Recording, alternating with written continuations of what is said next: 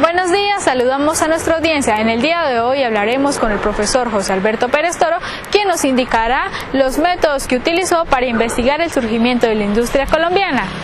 Adelante, profesor José Alberto.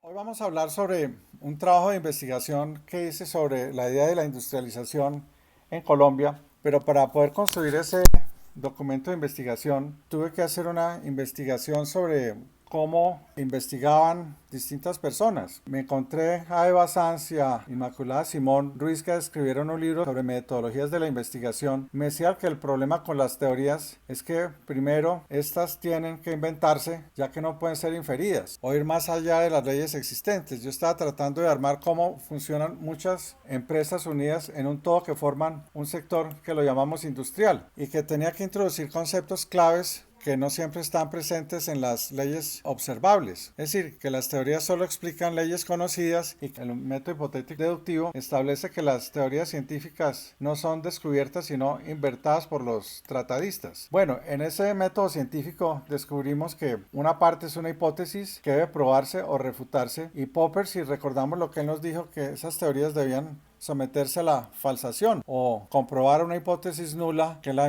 llamada H0, o si esta hipótesis era verdadera o falsa, para construir dos tendencias grandes en la investigación: una de ciencias sociales, que se refiere al modelo hipotético deductivo, y el de las ciencias naturales, que se refería al método inductivo interpretativo, el que va poco a poco descartando case by case, como estamos haciendo nosotros, caso estilo Harvard, para ir construyendo una teoría, y que toda inducción está basada en alguna inducción y ciencia, y que la ciencia es un proceso de interacción entre lo empírico y lo racional.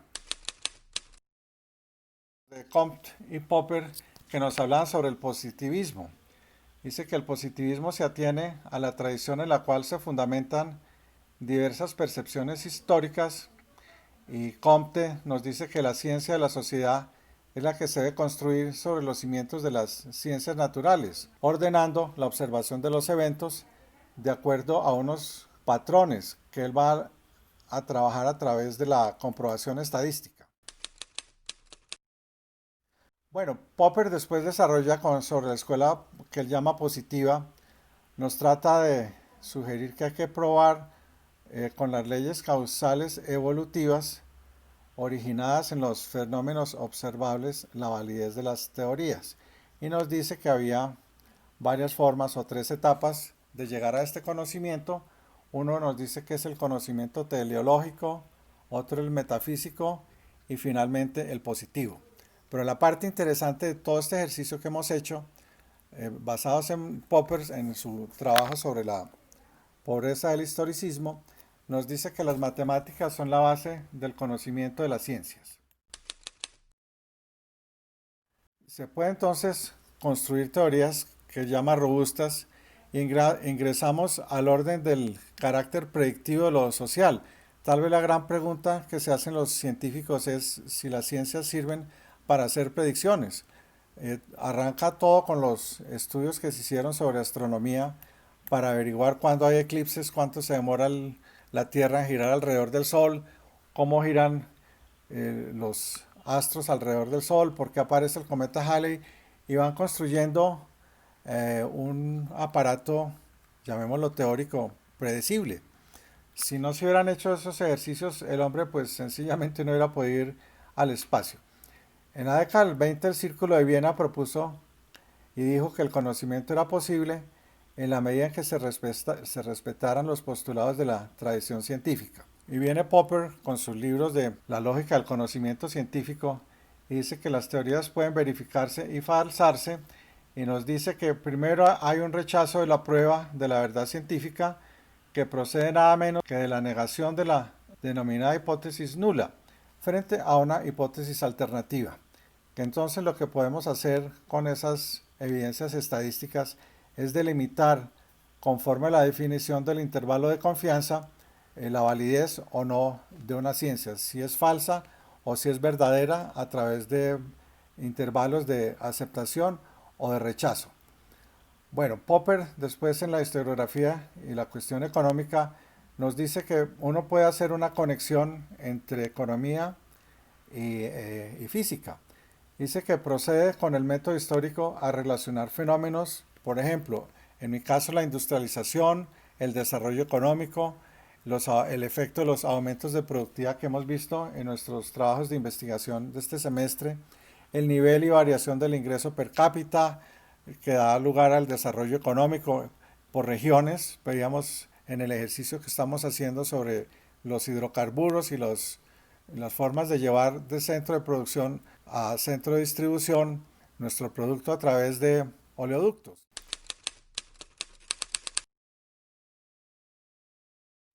En casos de poca ocurrencia de eventos comprobables, habla de un tema más específico que es el que denomina la prueba chi cuadrado, que esa sirve para confirmar cuando el grado de libertad está determinado por una población de pocas muestras, si se cumple o no se cumple una ocurrencia con una proyección, llamémosla científica. Para poder construir mi trabajo de investigación tuve que hacerme preguntas dentro de esa línea. Yo estoy tratando de ver en el siglo XX qué efecto tuvo la industrialización.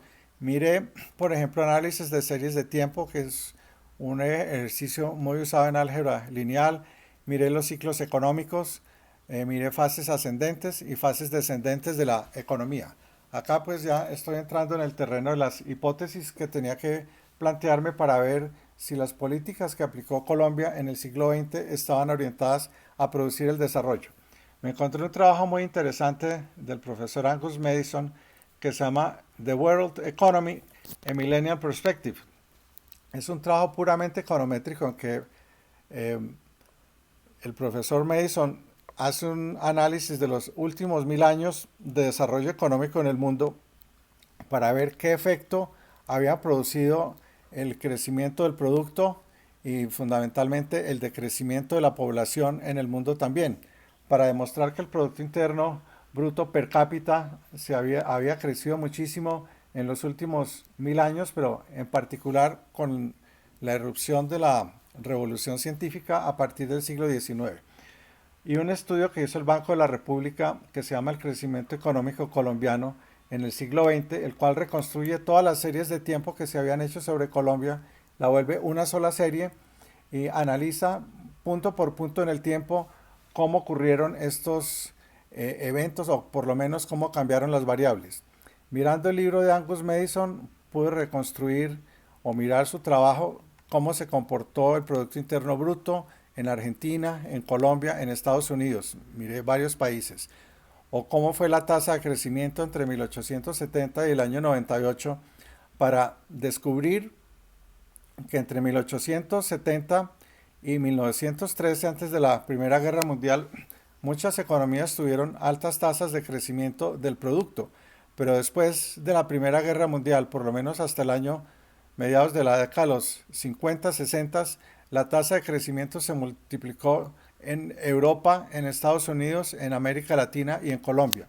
Quiero decir con esto que entre la Primera Guerra Mundial y mediados de los años 50, la tasa de crecimiento del producto y del Producto Interno Bruto per cápita fue grandísima en todas partes del mundo.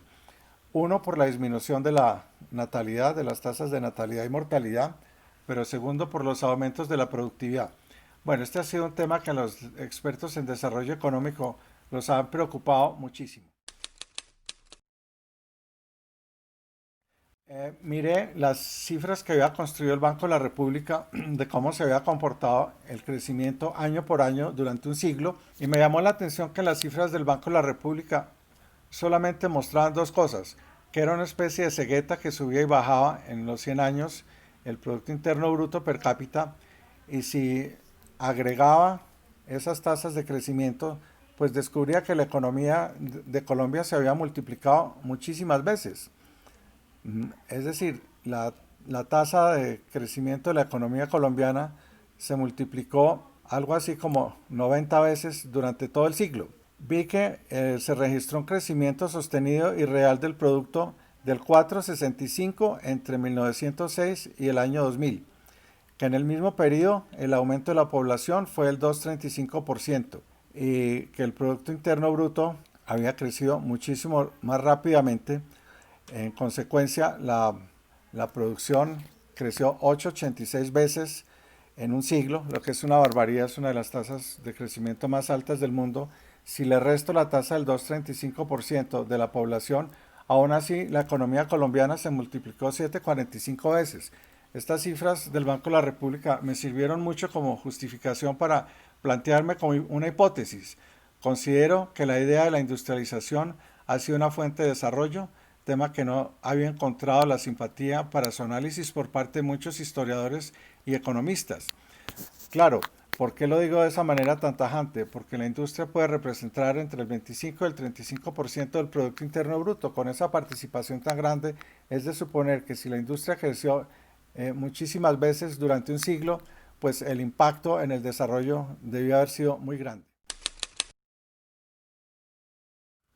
Un ejercicio que no habían hecho los funcionarios del Banco de la República fue coger esas cifras del Producto Interno Bruto per cápita en la serie y hacerle un ejercicio que se llama la suavización de la serie. El modelo Excel tiene una gran ventaja, que ese tipo de ejercicios los hace muy fácilmente. Simplemente el ponerle los datos año por año, es meterle 100 datos de 100 años, y al suavizar las series descubrí tres cosas. Uno, que el comportamiento de la economía colombiana había sido cíclico. Esa parte no la estudia el proyecto Greco, pero para mi trabajo de historia económica era utilísimo.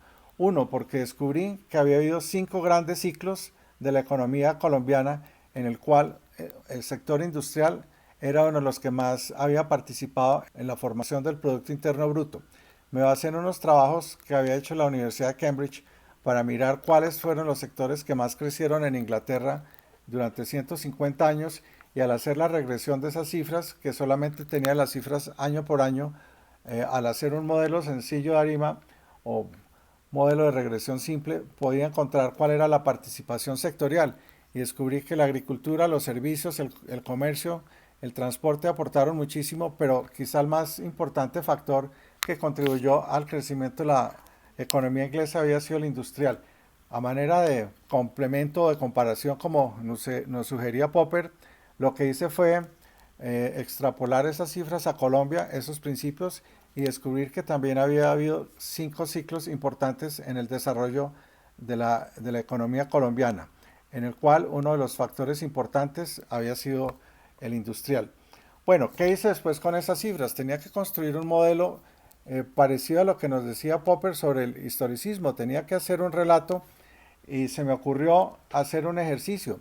Simplemente tratar de ver qué políticas económicas se usaron en Colombia en las partes ascendentes del ciclo económico y qué otras políticas se usaron en Colombia en las partes descendentes del ciclo. Es decir, yo lo que hice fue lo que se llama desestacionalizar las series basado en estos trabajos del Madison de la World Economy, a Millennial Perspective, y de los trabajos que había hecho el Banco de la República, pero que no se habían detenido a mirar si había ciclos. Resumiría en 3 minutos qué pasó con los distintos ciclos en Colombia. Primero descubrí que hubo unos ciclos importantes en la primera parte del siglo, que comienza sobre todo a mediados de los años 20, cuando se muestra una creciente participación del sector manufacturero y un aporte de los empresarios en la iniciación de un proceso histórico desconocido en Colombia. Nosotros empezamos con la agricultura y con el comercio, pero solo con las crisis de las guerras o de 1930 y la depresión, Colombia enfatizó el tema de la industrialización, trayendo tecnologías del exterior y formando empresas.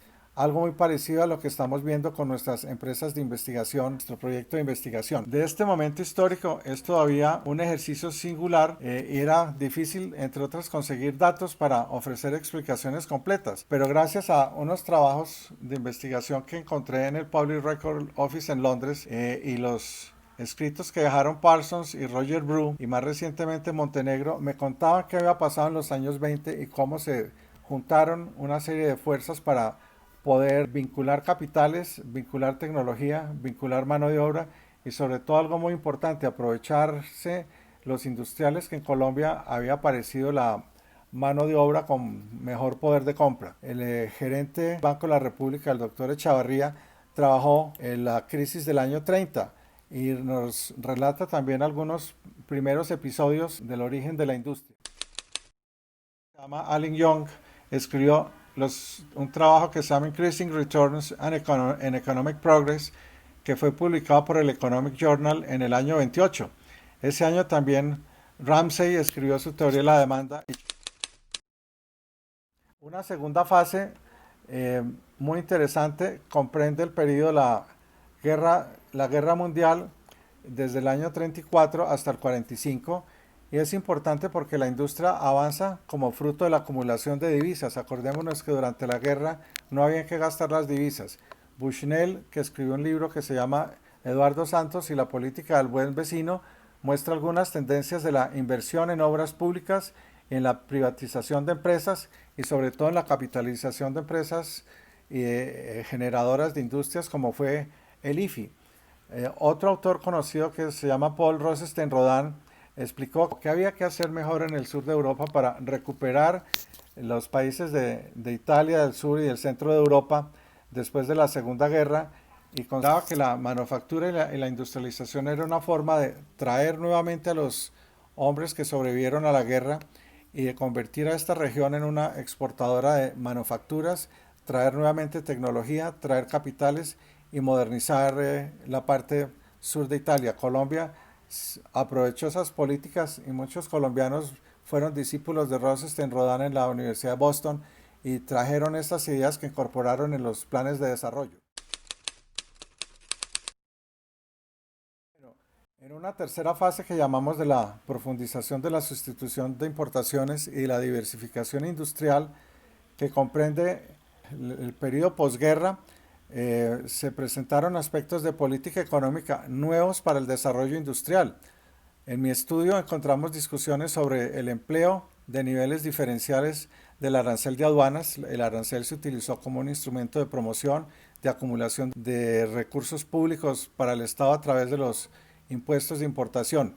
Y también lo más importante dentro de las ideas que llegaron en esa década fue las que aportó el economista Lachlan Curry, canadiense, que se nacionalizó en Colombia con su programa de fomento para Colombia y nos enseñó cómo invertir los recursos del Estado de acuerdo a su experiencia y la metodología que él había aprendido en los programas y proyectos del Valle del Tennessee en Estados Unidos.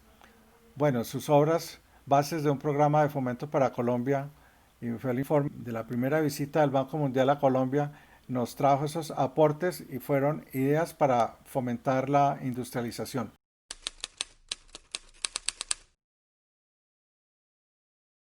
Una cuarta fase que va del 58 al 81 para ir trabajando recoge las ideas de Prebisch y Singer y se promovió en Colombia la Ley Primera de 1959 para establecer un régimen de cambios internacionales y poder racionalizar los recursos de divisas. Se creó el CERT, en esa época se llamaba Certificado de Abono Tributario, para devolverle unos recursos a los exportadores que se comprometieran con el ejercicio de mejorar la tecnología, mejorar la producción, traer inversión extranjera y en fin, abrirse más a los mercados internacionales. Dos temas que a manera de investigación científica estamos viendo en nuestra investigación hoy. Lo más importante de todo en cuanto a traída de las ideas fue el decenal de desarrollo, inspirado en las tesis sobre la industrialización que propuso Prebisch en la CEPAL y cuando escribió el Plan Pinedo o contribuyó a la realización del Plan Pinedo en Argentina para iniciar su proceso de industrialización después de la Segunda Guerra Mundial, iniciado el gobierno de Perón.